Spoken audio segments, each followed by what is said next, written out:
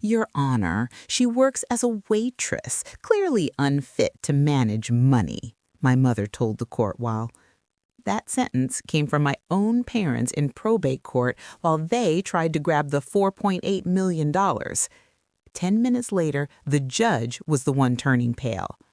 As always, before we dive into a story with an ending that's going to feel so satisfying, let's do a quick roll call.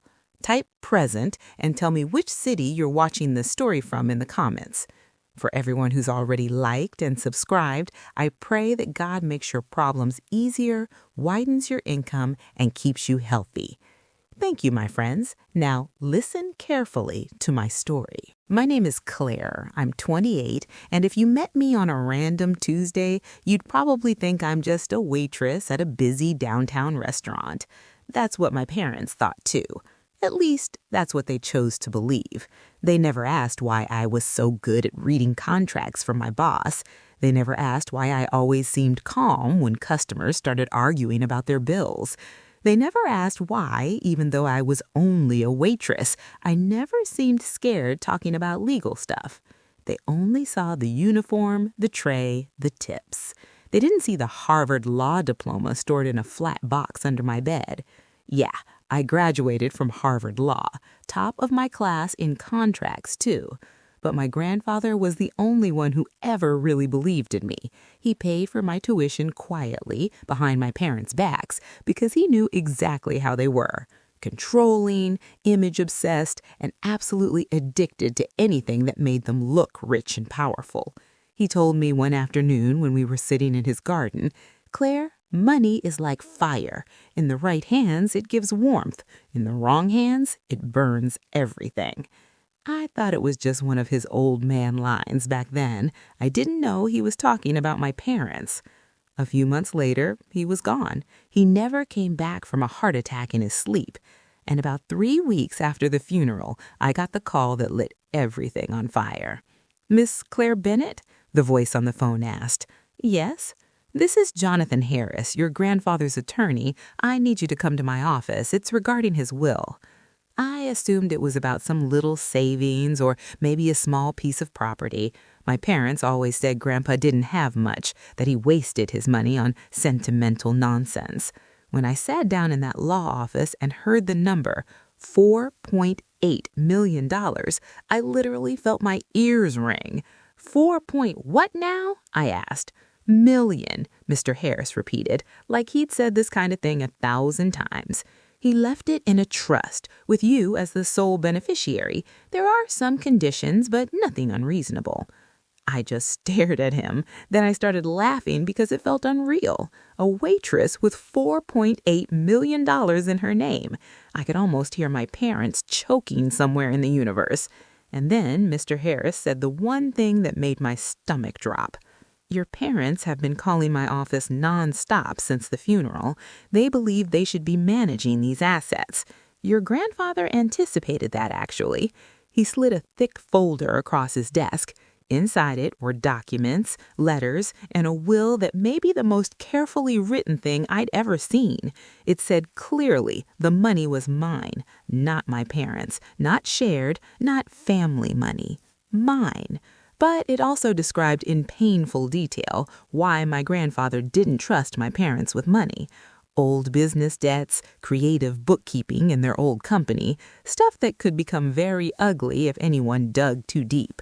"He left this with me in case they contest the will," Mr. Harris said. "He knew they might try to pressure you. You're an adult, Claire.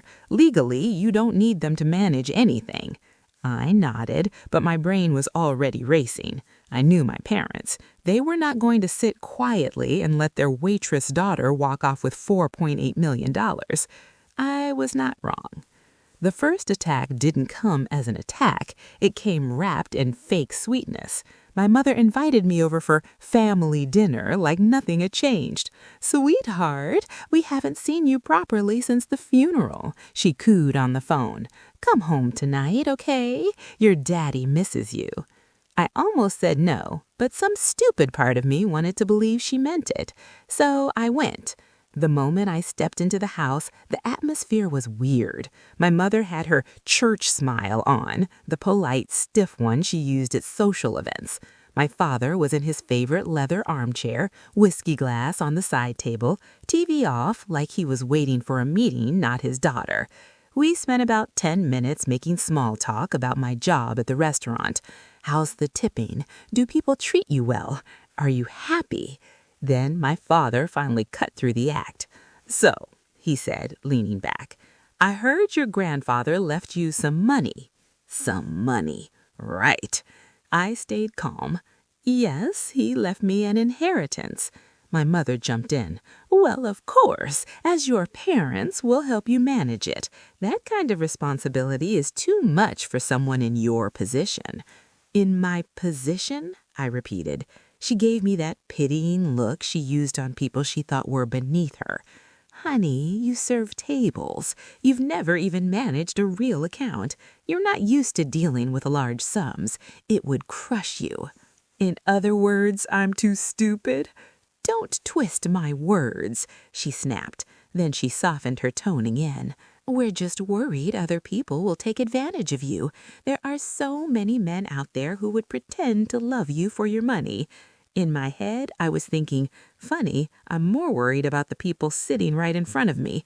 My father slid a document across the coffee table. "Power of attorney, purely for your protection.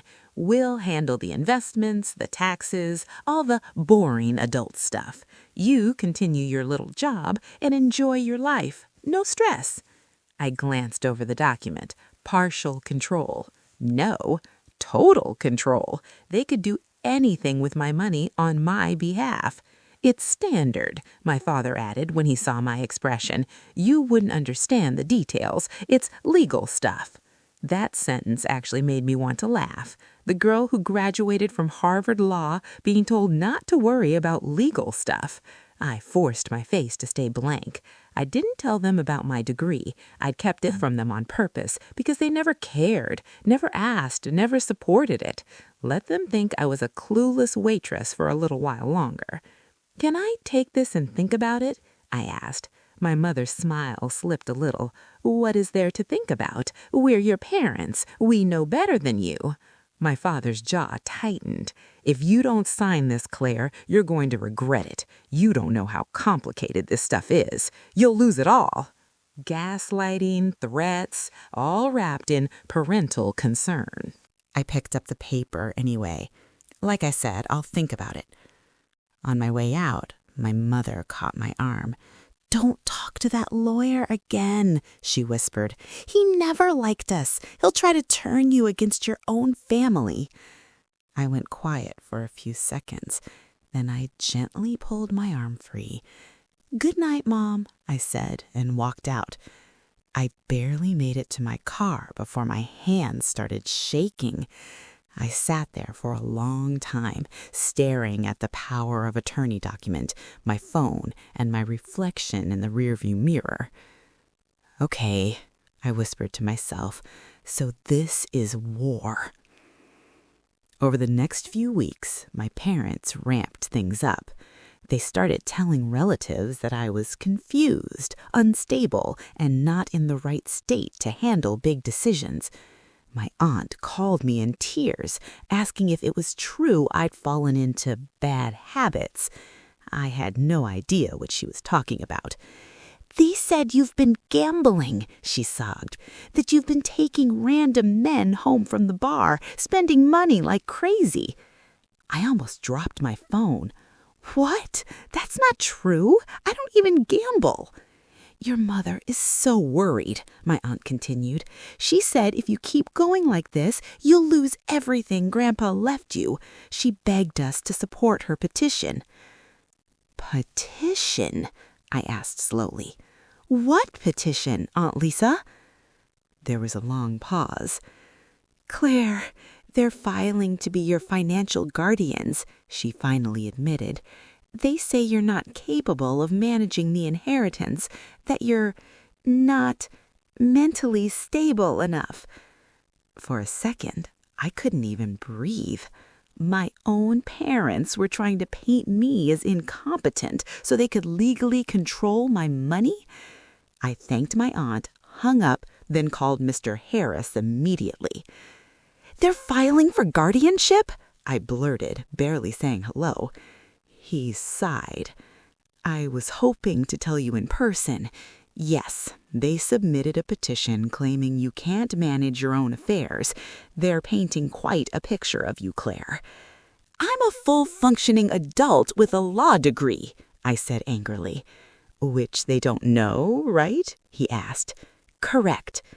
There was a pause, then a small chuckle on his end. "Then maybe we let them underestimate you," he said. "But we need to be strategic. They're pushing this narrative because they are desperate. Their financial records are a mess. If you manage your own inheritance, their lifestyle collapses." "What do I do?" I asked. "First, you document everything. Every call, every message, every meeting. Second, we need proof they're acting in bad faith. Third, we prepare for court. This will likely go before a judge who thinks like them. Rich, older guy doesn't take young women seriously unless they come in with a whole law firm behind them." "I am a law firm," I muttered. He laughed. "I know, but we'll use that card at the right moment." From that day, I started recording. Legally, in my state, I could record conversations I was a part of. So I did. I recorded the calls where my mother cried and told me I was too emotional to make decisions. I recorded my father snapping that I was acting like a spoiled brat when I refused to sign anything. I saved every text where they threatened to cut me off from the family if I didn't cooperate. Then I went one step further. I talked to Mark, one of the senior partners at the law firm where I did part-time research work. He was the only one there who knew my full story. "They're trying to get guardianship?" he repeated, eyebrows raised. "Over $4.8 million? Yep." He leaned back in his chair. "That explains the urgency in your voice. Okay, do you want our firm behind you officially? I can take it on." I shook my head. "No, I want to handle the argument myself, but I want you there as backup, and I want someone ready to file complaints if things get ugly." He looked at me like he was proud and worried at the same time. "You know, once you reveal who you really are, there's no going back with your parents." I swallowed. "I think that bridge burned the moment they lied to the whole family about me being unstable." "Fair enough. Then let's help them walk straight into their own trap." The day of the hearing, I wore my plain work clothes, black pants, simple blouse, low ponytail. Nothing fancy, nothing lawyer-like. I wanted them to look at me and see exactly what they already saw, just a waitress. When I walked into the courtroom, my parents were already there, dressed like they were going to some fancy charity gala. My mother in a pastel suit, pearls, and perfectly done hair. My father in a dark suit he usually wore to networking events. They didn't even say hello. My mother turned her face away like she couldn't bear to look at me. My father gave me a cold, measured stare. My parents' attorney, Mr. Collins, was the smug kind. Older, expensive glasses, the type who liked to hear himself talk. He gave me a once-over and smirked, like he already won. On the other side of the room, Mr. Harris sat quietly, a neutral expression on his face. Next to him, Mark sat like he was there just to observe, but I knew he was basically my secret weapon. Then the judge walked in, Judge Warren. Late 50s, silver hair, bored face. He looked like the kind of man who never worked a service job in his life. "Case of Bennett versus Bennett," the clerk called out. "Petition for financial guardianship regarding the inheritance of the late George Bennett." I felt my chest tighten. This was it. We stood as the judge sat down. He glanced through the files. He looked at my parents with a polite smile. Then he looked at me and raised an eyebrow. "And you are the granddaughter?" "Yes, on your honor," I answered. And you work as a waitress? He added, flipping through some paper. Yes, Your Honor, I said again. I caught the small look he exchanged with Mr. Collins and my father. They already thought this was a joke. Mr. Collins stood and launched into his performance. Your Honor, we are here today because our clients, Mr. and Mrs. Bennett, are deeply concerned about their daughter. She has recently come into a very large sum of money, approximately $4.8 million, left by her late grandfather. Unfortunately, Miss Bennett has no experience managing such funds. She works as a waitress, lives paycheck to paycheck, and has shown erratic decision-making in recent months.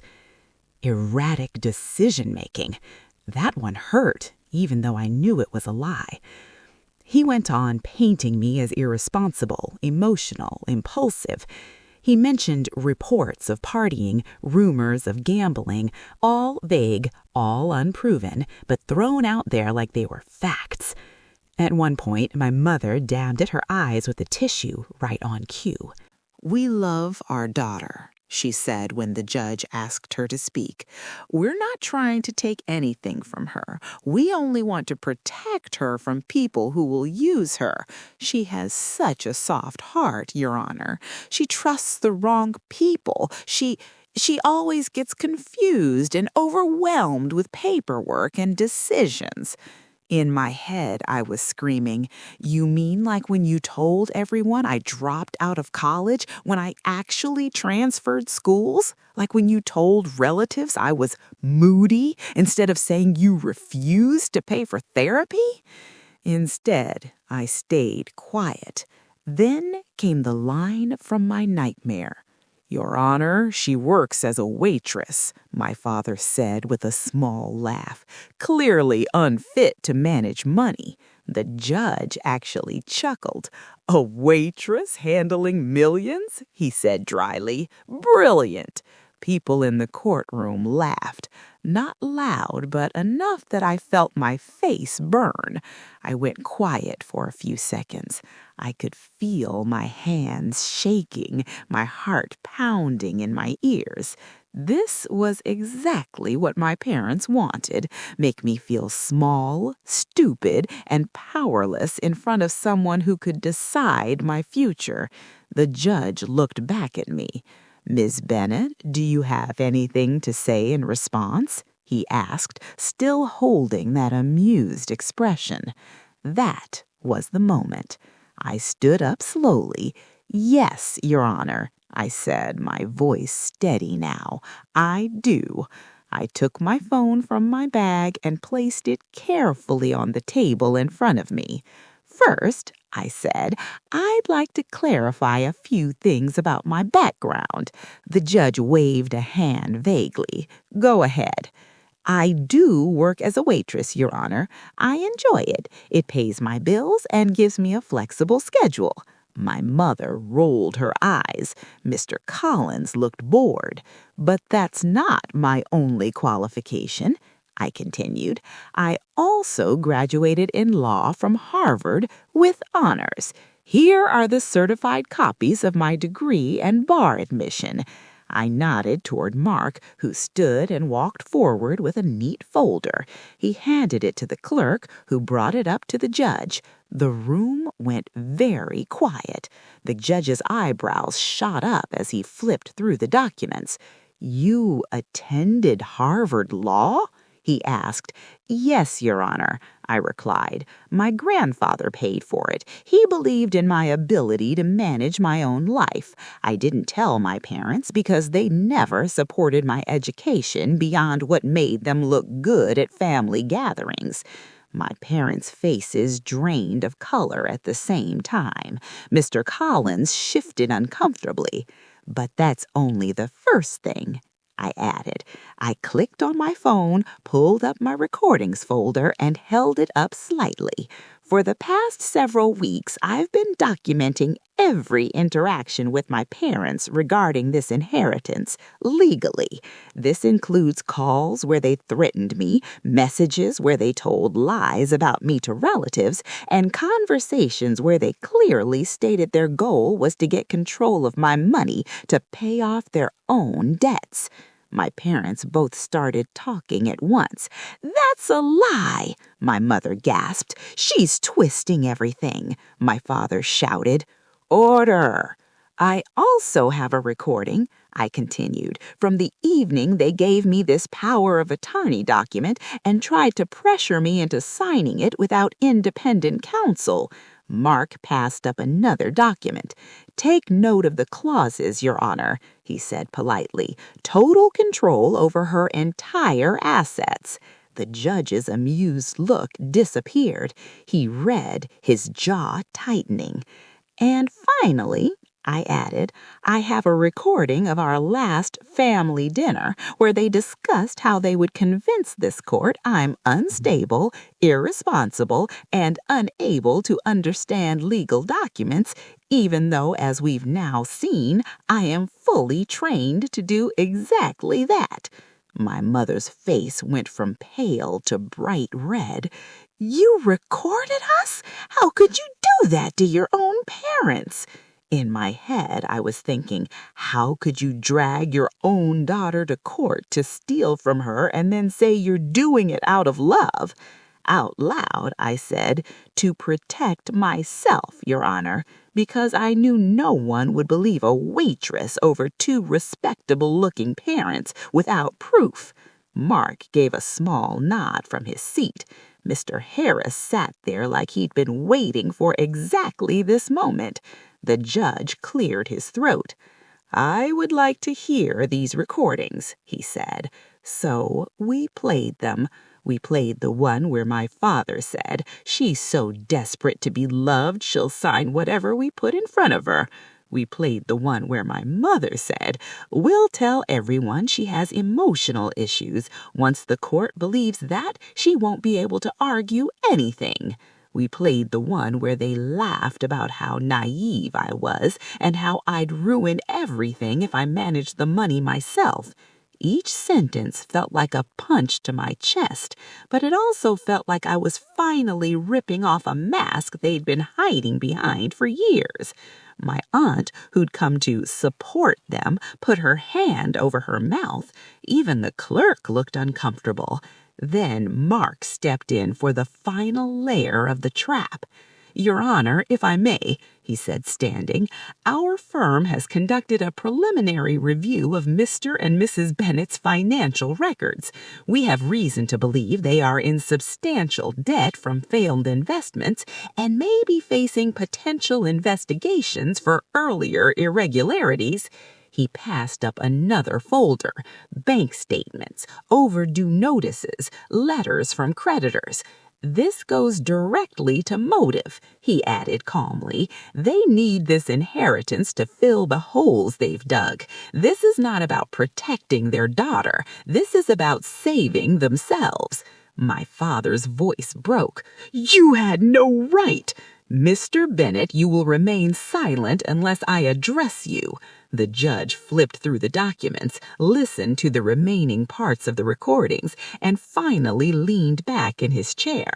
He looked at me for a long moment. Then he looked at my parents.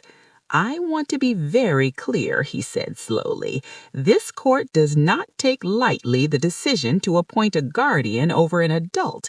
It is reserved for those who truly cannot manage their own lives due to severe illness or incapacity." He turned back to me. "Miss Bennett, you are employed, educated, and based on what I've seen, more than capable of understanding legal and financial matters. In fact, you have demonstrated more awareness and prudence than many people who come through this courtroom." Then he turned back to my parents, and his eyes were cold now. "Your petition is denied," he said flatly. "Not only that, but I am seriously considering sanctions for abusing the court system and attempting to mislead this court regarding your daughter's condition." My mother started crying in earnest. My father clenched his fists. We were only trying to protect her. To protect her, the judge cut in. The recordings say otherwise, Mrs. Bennet. You attempted to manipulate the narrative and weaponize this court against your own child for financial gain. That is unacceptable. He banged his gavel once. As for the inheritance, he added, it will remain under Ms. Bennet's sole control as stated in the will. I will also be forwarding this case to the appropriate authorities for review, given the evidence of possible financial misconduct on your part. That's when he went pale. Not because of me, because he realized his casual joke about a waitress handling millions had almost turned into something very ugly with his name on it. After the hearing, my parents tried to approach me in the hallway. "Claire, wait," my mother said, reaching for me. I stepped back. "No," I said quietly. "You didn't just try to take my money. You tried to take my voice. You tried to erase who I am so you could feel powerful." "You're twisting everything," my father said, but it sounded weak now. "No," I answered. "For once, everything is finally clear." I turned and walked away with Mr. Harris and Mark beside me.